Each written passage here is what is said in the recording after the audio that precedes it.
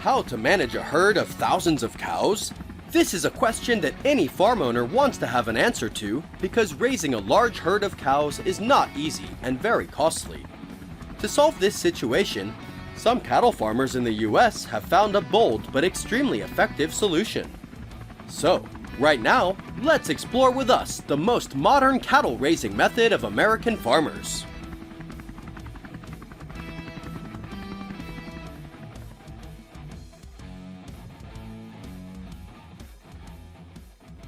There are over 28 million cattle in the United States, many of which roam freely across vast tracts of land in the American West. Managing large numbers of cattle roaming thousands of acres is not an easy task, as it is time-consuming and requires a lot of physical effort. Traditional methods of herding, such as horseback riding, are ineffective, as farmers must spend hours moving cattle between grazing areas, monitoring each animal, and ensuring none stray or get hurt.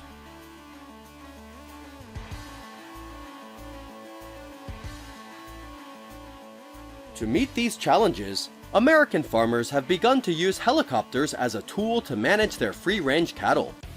After a period of applying helicopters to herd cattle, American farmers have realized the advantages that this method brings.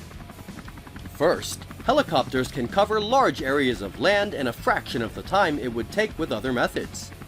This is especially useful when monitoring cattle in difficult terrain such as mountains, forests, or wetlands. With a bird's eye view, American farmers can get a bird's eye view of the landscape and monitor the status of their cattle, directing them to specific pasture areas.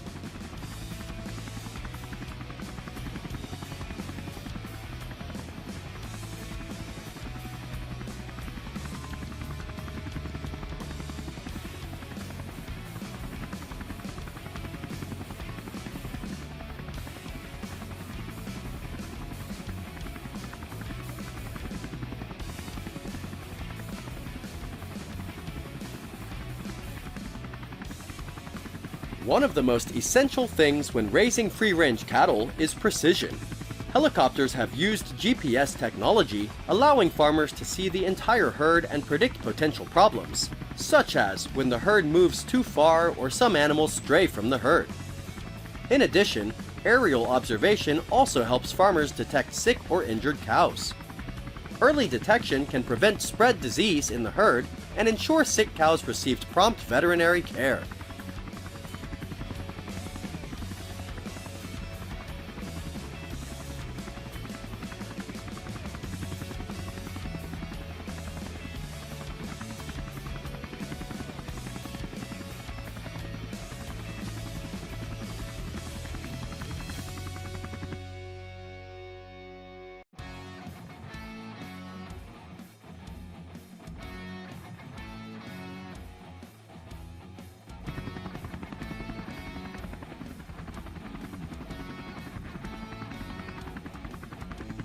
Many people think that using helicopters for livestock farming is very expensive because it requires a large initial cost for many farmers.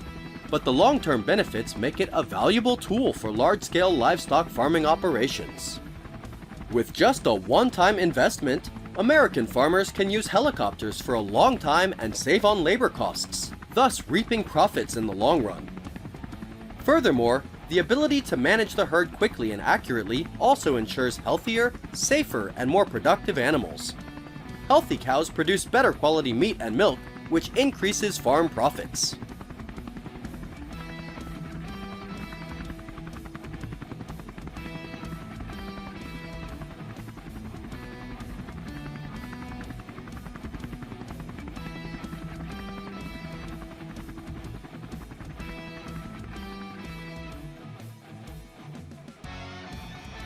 Once the cows are ready for slaughter, they are gathered by helicopter to staging areas and transported to the meat processing plant.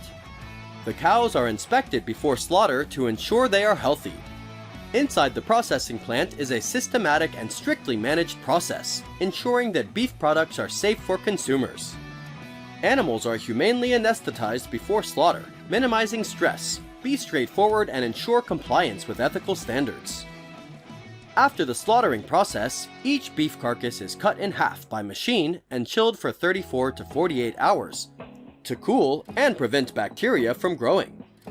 This process helps preserve the freshness and quality of the meat. After 48 hours, the beef carcass is divided into main parts such as ribs, loin, and shoulder, and the beef bones are also removed. Skilled meat cutters or automated machines will carefully separate the meat from the bones, ensuring precise cuts.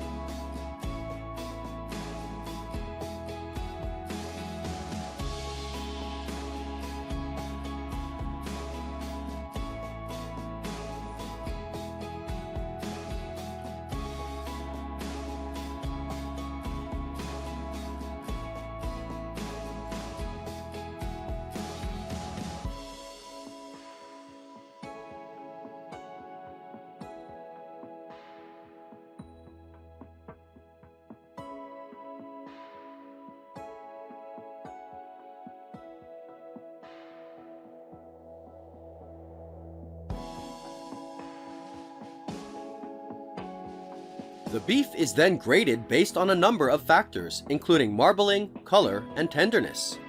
Higher grades are often sold as premium cuts, while others may be processed into sausages, bacon, or lunch meat. The final step in the processing plant is packaging, where the beef is vacuum sealed to extend its shelf life or sold fresh. The beef is then transported to grocery stores or supermarkets before reaching consumers. Throughout the processing process, hygiene is paramount, so equipment needs to be cleaned regularly and workers need to follow strict procedures to prevent contamination and ensure the highest quality products reach consumers.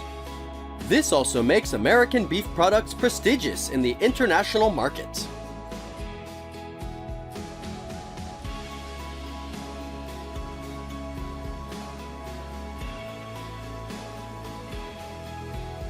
The video ends here. How do you feel? Leave your comments below to let us know.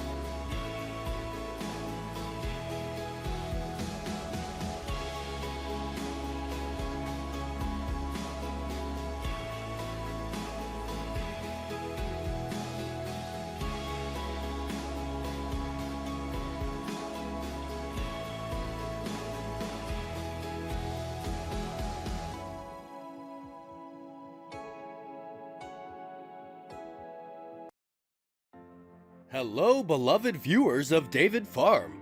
With your passion for exploring agriculture, surely you have seen our modern pig farm models more than once, where pigs are raised in an industrial environment with modern support equipment. However, their food is cheap synthetic food. Today, I will take you to a pig farm in China with a semi-wild farming model, but the food they use to raise pigs is extremely high-quality food.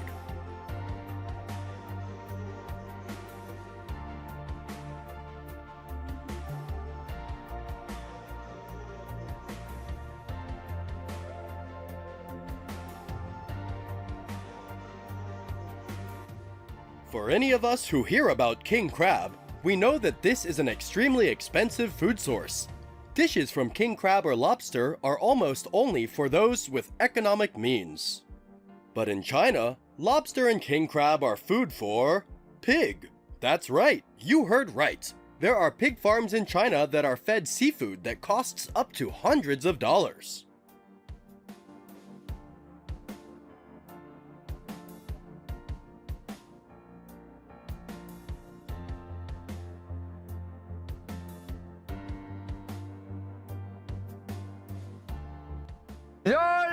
Perhaps you will find it hard to believe and ask why Chinese farmers feed king crab to their pigs, while there are many people who have never eaten this expensive crab. The pig breeds raised by the Chinese are not precious or expensive pig breeds, but they are common pig breeds. In rural and mountainous areas of China, pigs roam freely on grasslands or in forests or valleys.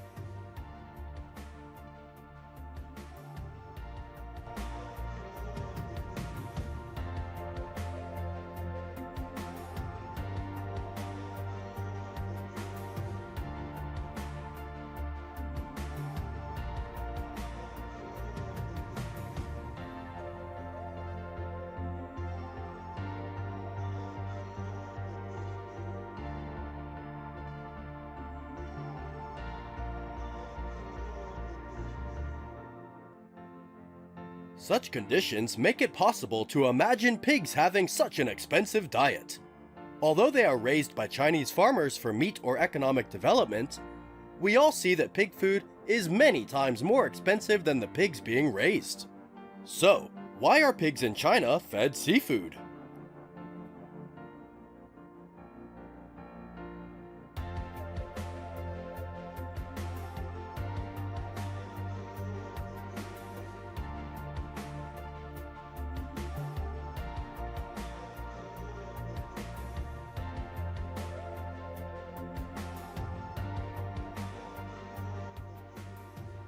In fact, people have been catching seafood for food since ancient times, but it was not always associated with luxury.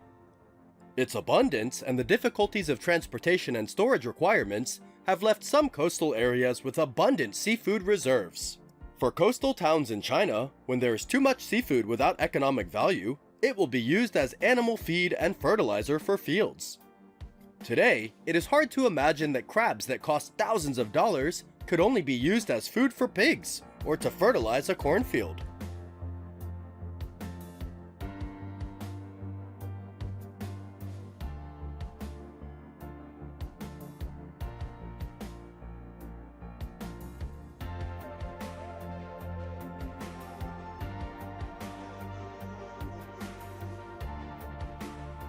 Not only do farms in China feed animals seafood, but other regions such as Africa or some countries in Europe since the 20th century have also fed pigs seafood.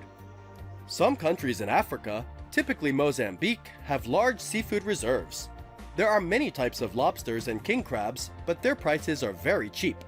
When human consumption demand is not high, excess seafood is also used as food for pigs and used to fertilize crops.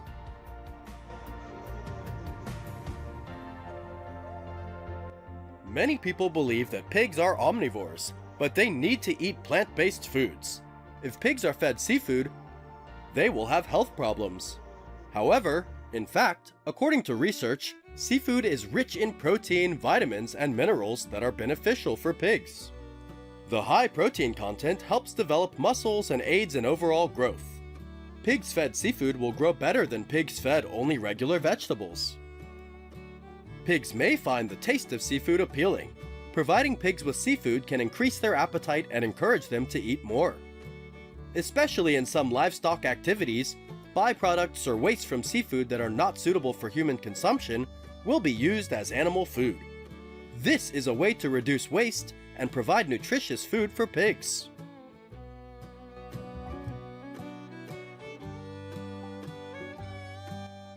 To minimize farming costs while still providing mineral-rich food for pigs, animal feed manufacturers have processed fish meal into industrial feed, promoting development and growth in pigs. Currently, feeding pigs seafood is not popular on livestock farms due to its high cost and high price. Most pig farms in the world are raised in closed models and fed industrial feed. Raising time is also shorter than pigs in semi-wild farms. Most pigs are harvested after 6 months of raising.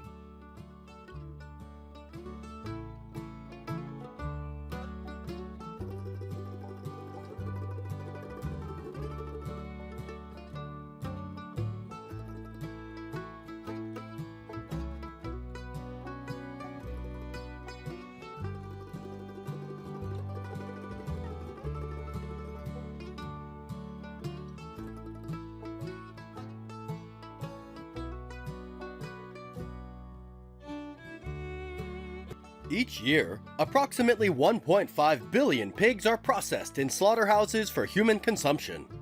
All regions of the world have built modern processing factories, applying high-tech machinery to create large productivity and output. Pork is the most common and most important food source in human life. This is also the most important industry, creating jobs for hundreds of millions of people around the world.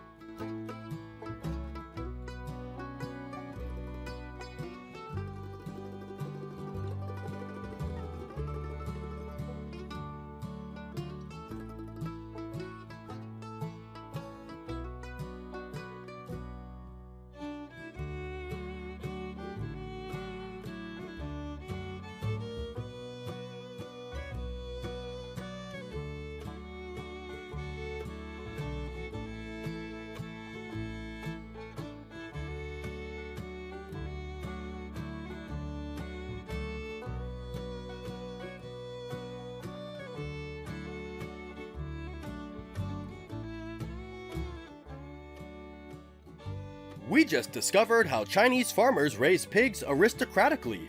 How do you feel about today's video? Please leave your comments below to let us know. Don't forget to like and subscribe to receive the latest notifications.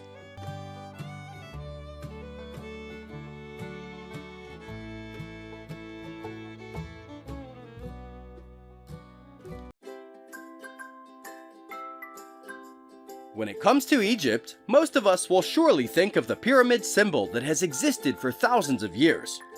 But few people know that this country is also famous for the most unique pigeon towers in the world. These towers were built in all areas of Egypt for the purpose of raising pigeons. So now, let's explore with us the unique way of raising pigeons of Egyptian farmers.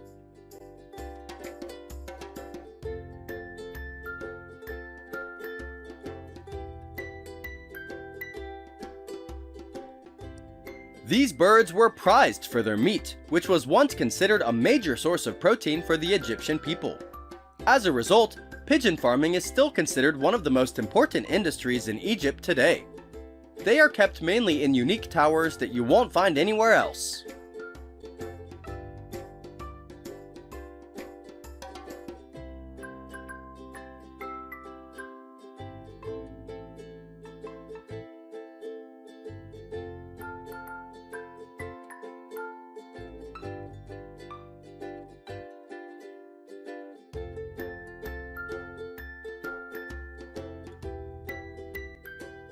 The pigeon towers were carefully designed to house hundreds, sometimes thousands of pigeons. The towers were made of mud bricks, which helped to create a cool environment during Egypt's scorching summer days. Each tower has small niches, often meticulously crafted in rows, where pigeons can nest. These niches provide ideal conditions for pigeon breeding, ensuring a steady supply of birds, pigeons, and their byproducts.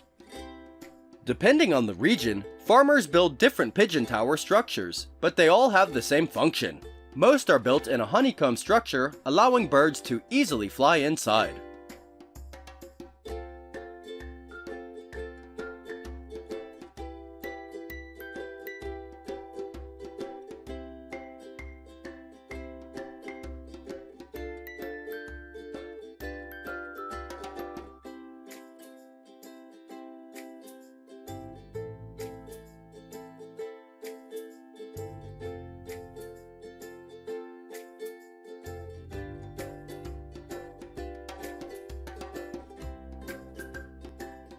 The towers are usually cylindrical or conical in shape, ensuring stability and ease of construction.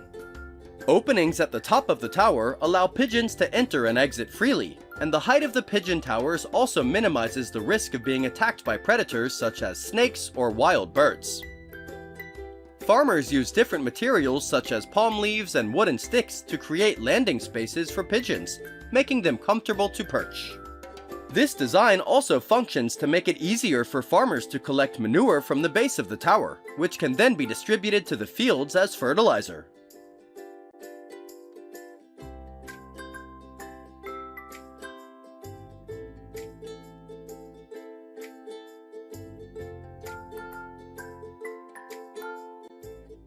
Millions of pigeons live in thousands of pigeon towers built across Egypt. Although the towers are more complex to build than closed pigeon farms, Egyptian farmers still commonly apply this form of farming because it has many unique advantages. Pigeons living in towers have been studied to have better welfare because they are free to fly and forage.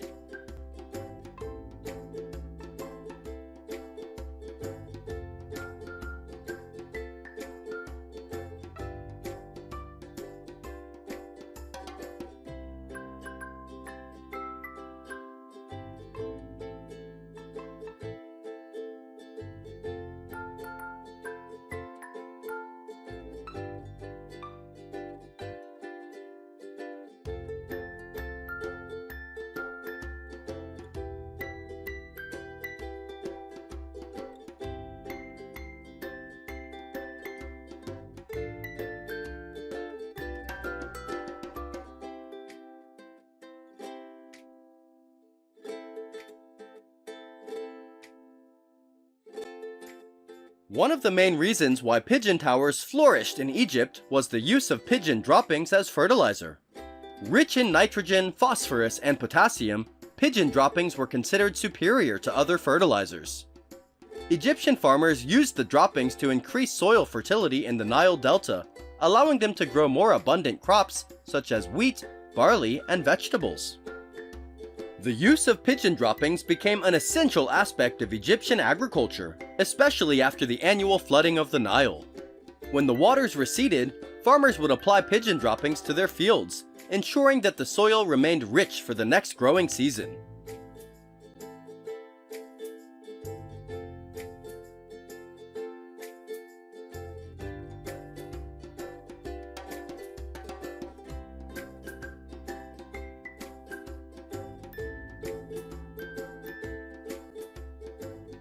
Pigeon farming and pigeon tower construction brought many economic and social benefits to the Egyptian people. First, pigeons are a relatively low-maintenance livestock option. They have few resources for food and shelter, but produce valuable products. This makes pigeon farming an attractive business for small-scale farmers, because it provides a steady source of income with little initial investment.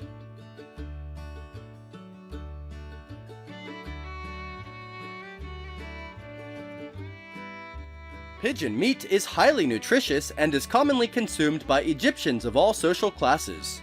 Pigeon meat is often stewed, roasted, or dried for preservation. Pigeons are also traded in local markets, creating an economic source of income around these pigeon farms. In rural Egypt, pigeon farming has become a community activity, with families and villages working together to build towers and manage pigeons. Not only does it help the local economy, it also helps stabilize the lives of farmers.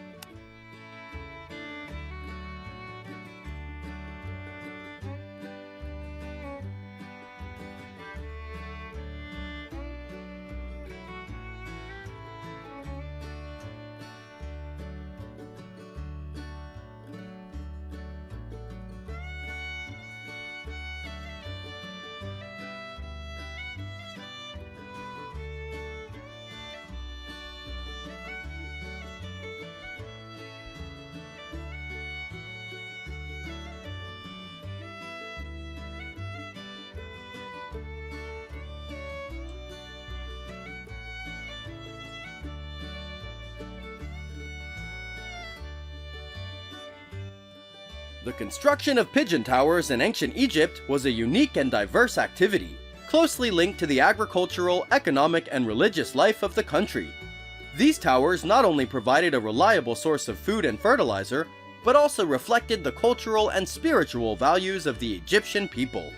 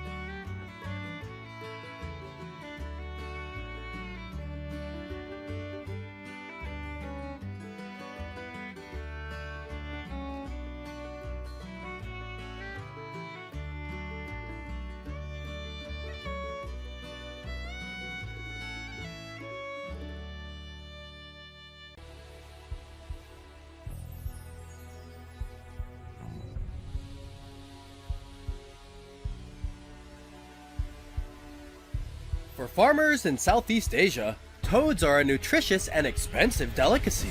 However, in Australia, they are considered an invasive species that must be eradicated. So, why don't Australians turn invasive toads into a valuable food item to make it easier to control them? Let's find out in this video.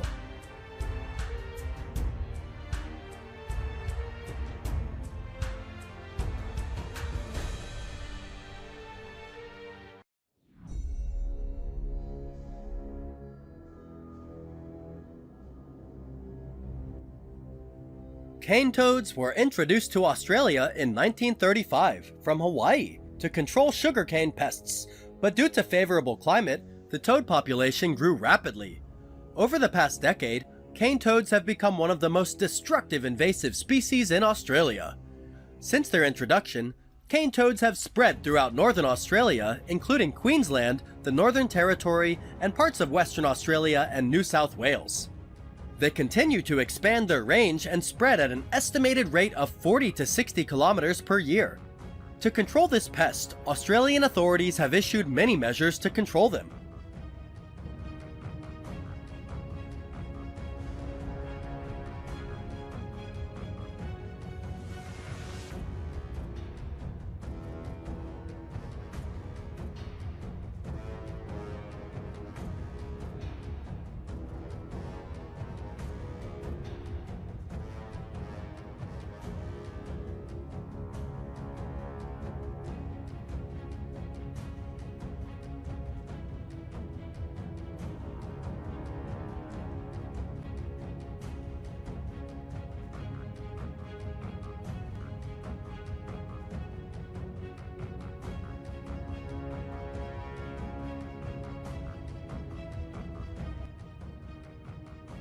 One of the measures to control cane toads is to use traps.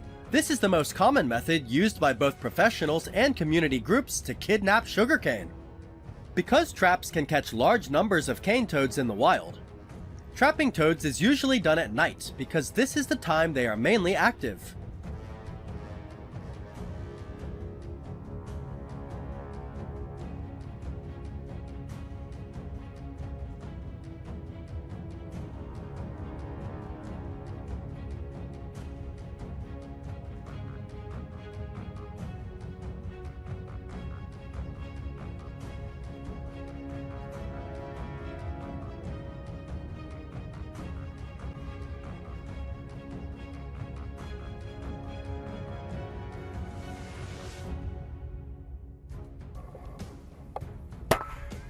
Some hunters also use guns to hunt toads. Sounds unbelievable, right? This is completely true in Australia, but only a few hunters use this method because it is quite expensive, so it is not very popular. Although killing toads with guns is not easy, professional hunters can easily take down toads with just one shot.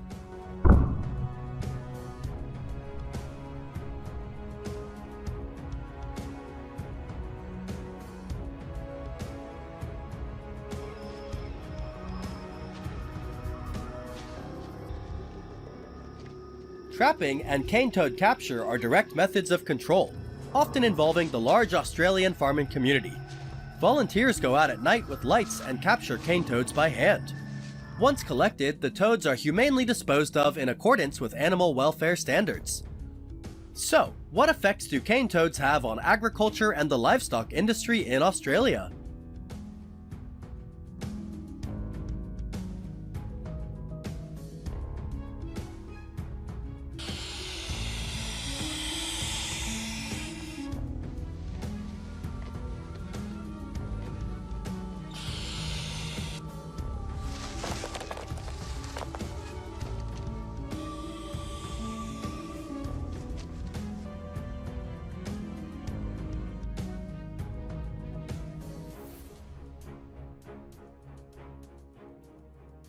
Although cane toads were originally introduced to control agricultural pests, they have also become a pest.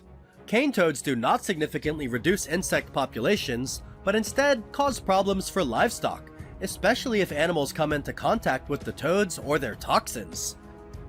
In particular, livestock and poultry are also negatively affected by toad populations. Not only that, toads also affect feed storage areas, causing large amounts of livestock or poultry feed to spoil, causing a direct impact on the farm owner's economy.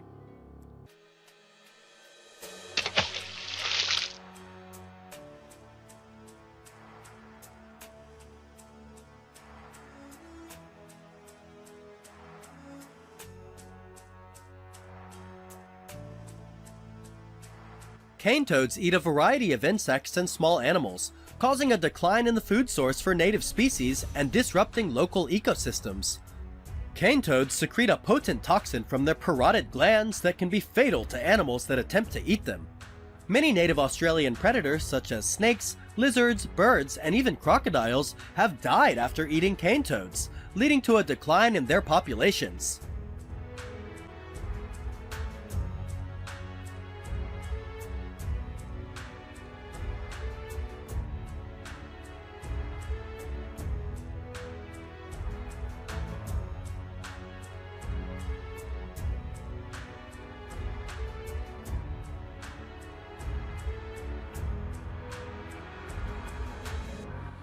While cane toads are not a direct threat to human health, their toxins can harm pets and children who come into contact with them. Due to the above threats, cane toads are believed to have impacted indigenous communities, especially those who rely on hunting native wildlife for food and cultural practices.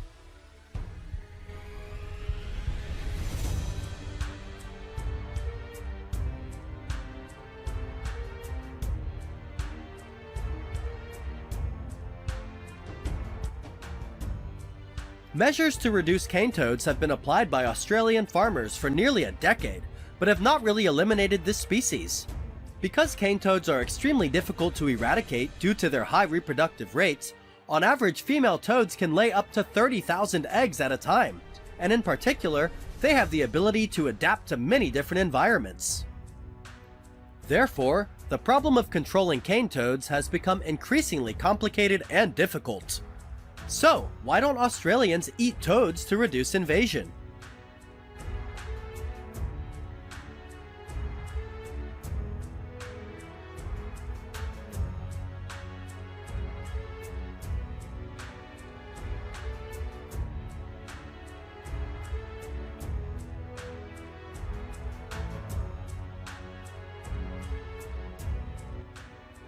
The main reason is that cane toads have toxins similar to pufferfish. This amphibian secretes a very strong toxin called bufotoxin, which is secreted from the salivary glands behind the eyes. This toxin can cause serious illness or death in most animals, including humans, if ingested. This poison affects the heart and can lead to cardiac arrest, making the consumption of cane toads extremely dangerous. Because of their toxicity, Australians do not dare to eat them.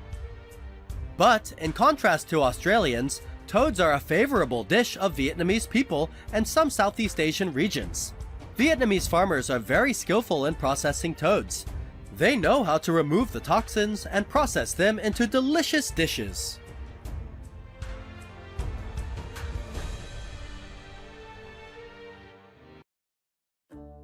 Vietnamese people have eaten toad meat for decades. This is a quite expensive dish and is considered a specialty in many regions. Even the number of toads in the wild has decreased sharply because they are used as food. According to research, toad meat contains higher amounts of protein and zinc than other types of meat such as beef and pork. So, it is used to improve the health of people and children with rickets, malnutrition, and slow growth.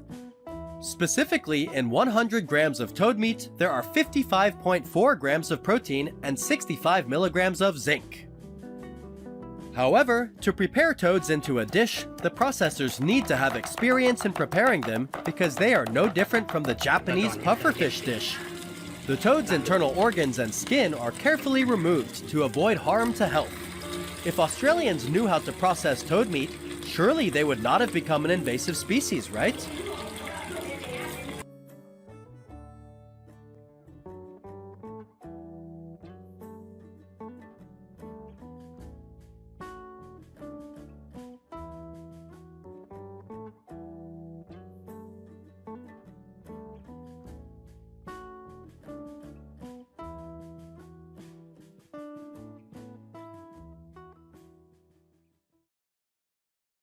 Have you ever used pine nuts in your daily meals?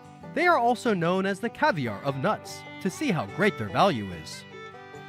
Currently, China is the world's largest producer of pine nuts, accounting for a large part of the world's pine nut production. Every year, farmers can earn hundreds of thousands of dollars from harvesting and processing pine nuts. Let's explore with us how to harvest and process tons of pine nuts.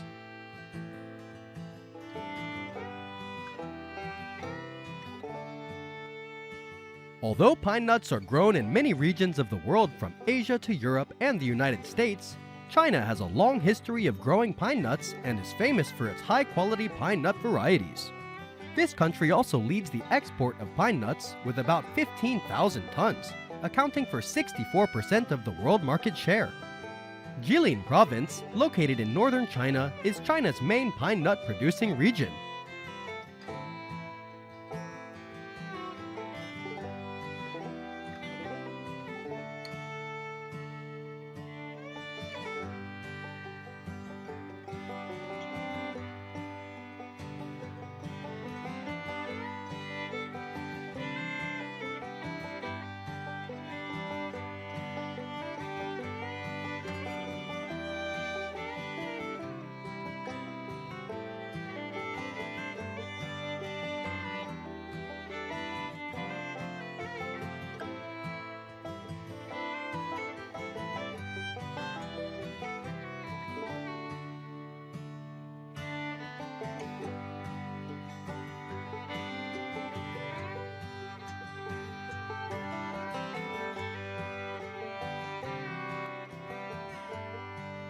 Choosing the right pine tree variety is important because not all pine trees produce seeds suitable for human consumption, and the variety must be adapted to the soil and climate conditions. Farmers mainly grow pine trees from seedlings because it is easier and more convenient to cultivate. This tree is known for its slow growth rate and late maturity. It can take several years before the tree starts producing pine cones, so farmers who grow this tree need to be patient.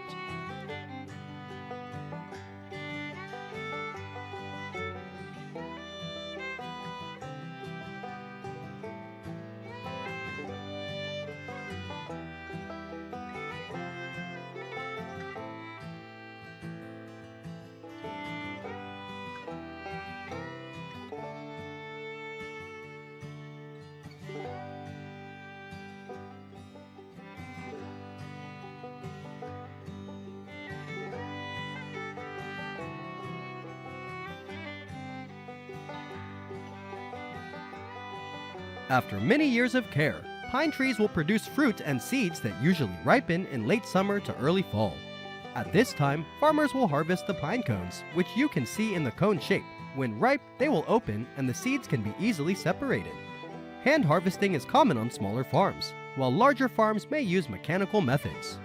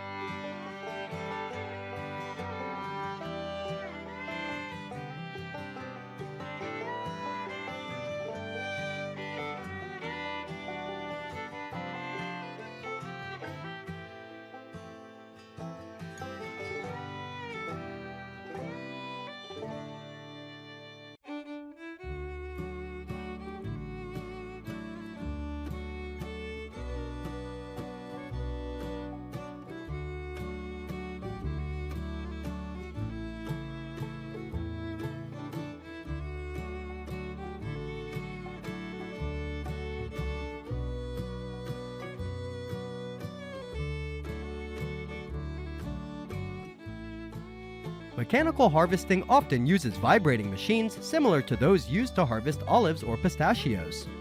The vibrating machines gently vibrate the pine tree's trunks to cause the pine cones to fall to the ground, where workers collect the cones into baskets or large containers.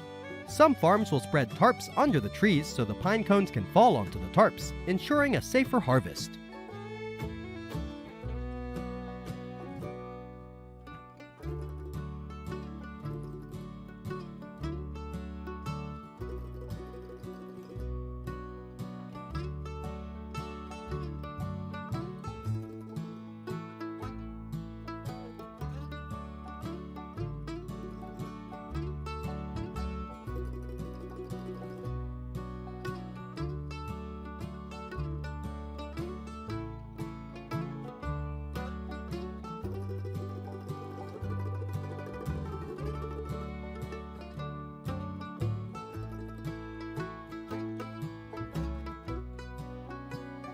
In addition to the two harvesting methods above, the Chinese also came up with a unique method that you cannot see in any other area, which is using hot air balloons.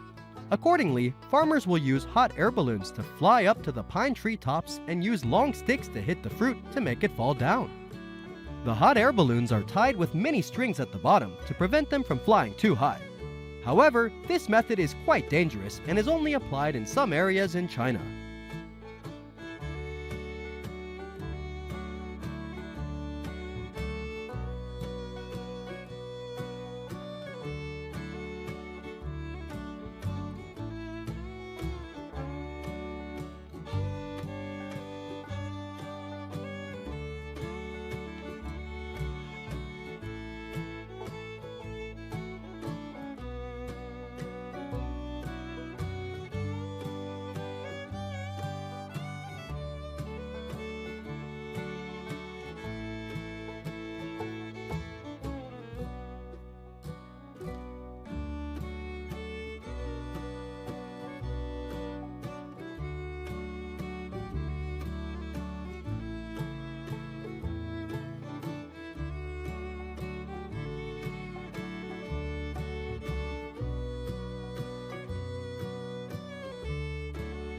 After harvesting, pine nuts need to be processed and stored properly, often requiring the removal of the outer shell, which can be done manually or with the help of specialized equipment.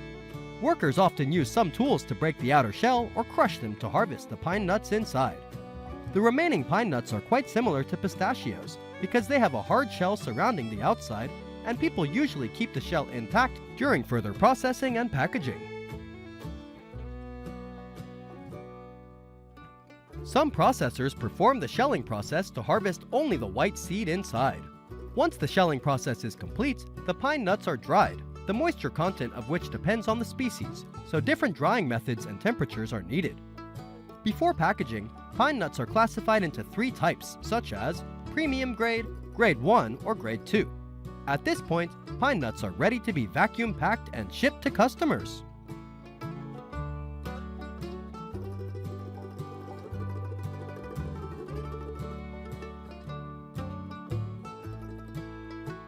In addition to processing instant pine nuts, this type of nut is also an important ingredient in many different processing industries such as oil pressing, baking, or milk processing, because pine nuts contain many important nutrients for human health. Pine nuts are packed with valuable nutrients that help keep the body healthy. Pine nuts contain plant protein and natural fiber, while most of their fat content consists of polyunsaturated and monounsaturated fatty acids, known as good fats, which help protect heart health. Furthermore, pine nuts are a rich source of minerals and trace elements such as phosphorus, magnesium, zinc, manganese, iron, and calcium. They are also rich in vitamins E and K and antioxidants such as polyphenols and carotenoids, which contribute to the control of cholesterol levels in the body.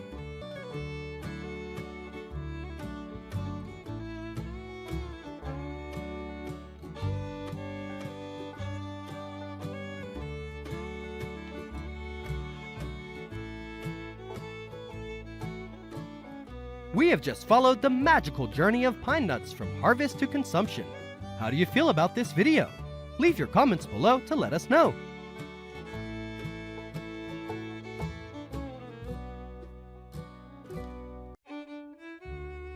Bananas are one of the most popular and widely consumed fruits in the world, with billions of them harvested annually across tropical and subtropical regions.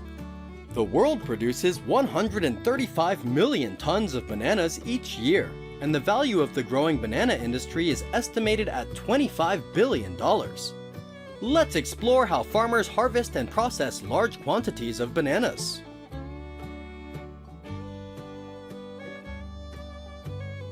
The banana industry is an important economic sector in countries such as Ecuador, the Philippines, India, and Central America. Banana production and export provide livelihoods for millions of workers, from smallholder farmers to large-scale plantations. Every day, farmers harvest hundreds of tons of bananas to be shipped to processing plants.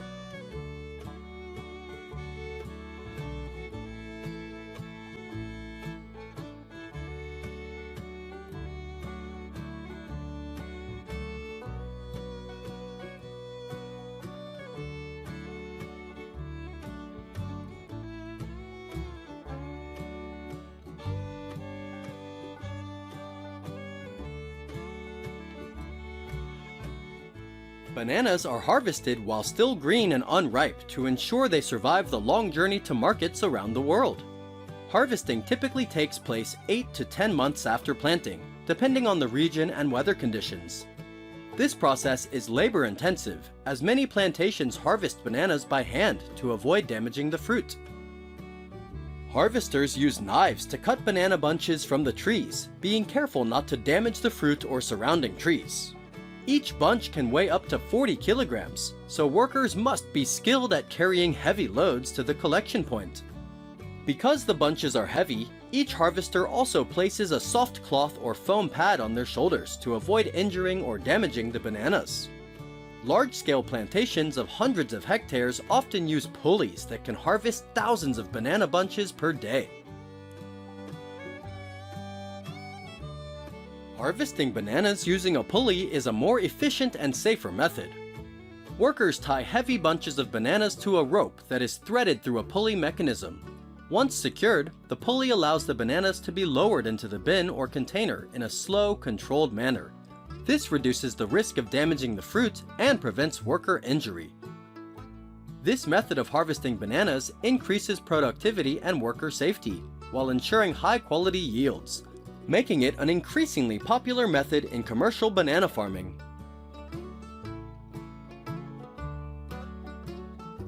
After harvest, bananas are transported from the fields to processing facilities where they undergo sorting, washing, and packaging. Post-harvest handling is critical to ensuring that bananas maintain their quality during transport to consumer markets, which can be thousands of miles away from the plantation. At processing facilities, bananas are graded according to size, weight, and appearance. Only bananas that meet quality standards, are uniform in color, and free of blemishes are exported.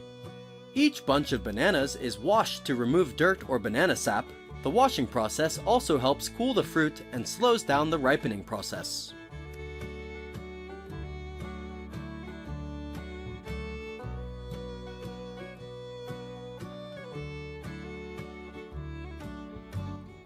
After washing and sorting, the bananas are packed into boxes or crates designed to protect them during transport. The boxes are carefully stacked to minimize damage during transport.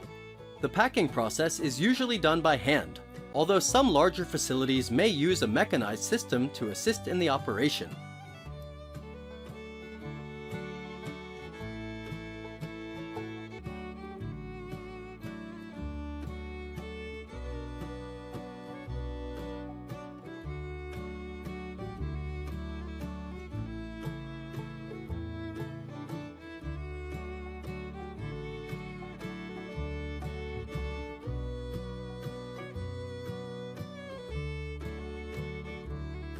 Bananas are also an important ingredient in the food processing industry, such as confectionery or snacks. Bananas are put into specialized machines to be sliced into thin slices and then dried or fried. Dried bananas are also popular in many regions, contributing to the diversity of the banana processing industry.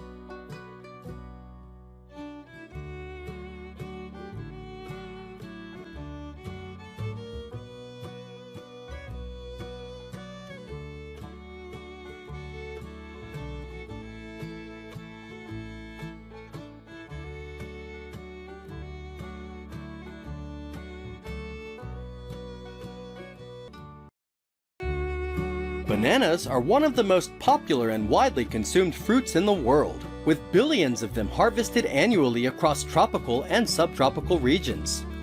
The world produces 135 million tons of bananas each year, and the value of the growing banana industry is estimated at $25 billion.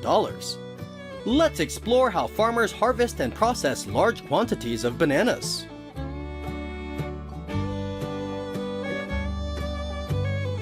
The banana industry is an important economic sector in countries such as Ecuador, the Philippines, India, and Central America.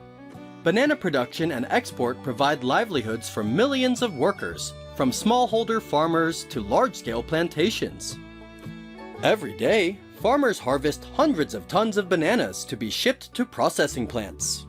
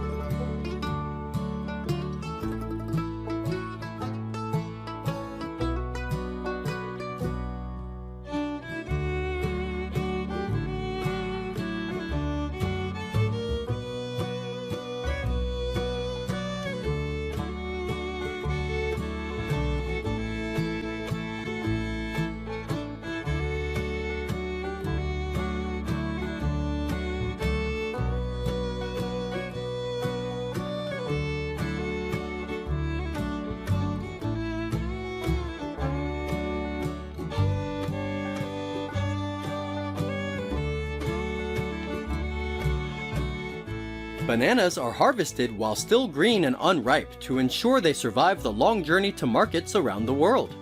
Harvesting typically takes place 8 to 10 months after planting, depending on the region and weather conditions. This process is labor-intensive, as many plantations harvest bananas by hand to avoid damaging the fruit. Harvesters use knives to cut banana bunches from the trees, being careful not to damage the fruit or surrounding trees. Each bunch can weigh up to 40 kilograms, so workers must be skilled at carrying heavy loads to the collection point. Because the bunches are heavy, each harvester also places a soft cloth or foam pad on their shoulders to avoid injuring or damaging the bananas. Large-scale plantations of hundreds of hectares often use pulleys that can harvest thousands of banana bunches per day. Harvesting bananas using a pulley is a more efficient and safer method. Workers tie heavy bunches of bananas to a rope that is threaded through a pulley mechanism. Once secured, the pulley allows the bananas to be lowered into the bin or container in a slow, controlled manner. This reduces the risk of damaging the fruit and prevents worker injury. This method of harvesting bananas increases productivity and worker safety, while ensuring high-quality yields, making it an increasingly popular method in commercial banana farming.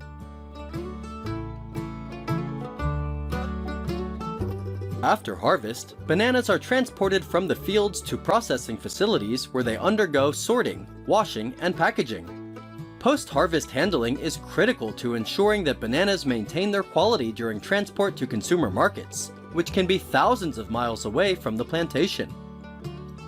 At processing facilities, bananas are graded according to size, weight, and appearance. Only bananas that meet quality standards, are uniform in color, and free of blemishes are exported. Each bunch of bananas is washed to remove dirt or banana sap. The washing process also helps cool the fruit and slows down the ripening process.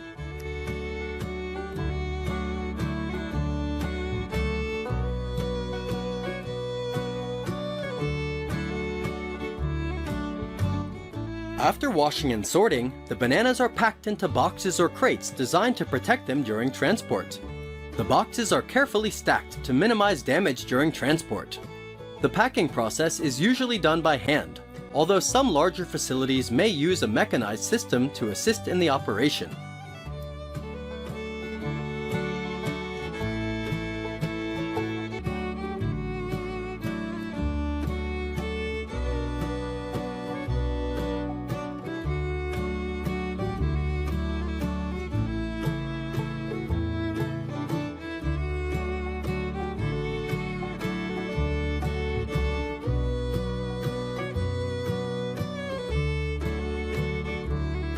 Bananas are also an important ingredient in the food processing industry, such as confectionery or snacks. Bananas are put into specialized machines to be sliced into thin slices and then dried or fried. Dried bananas are also popular in many regions, contributing to the diversity of the banana processing industry.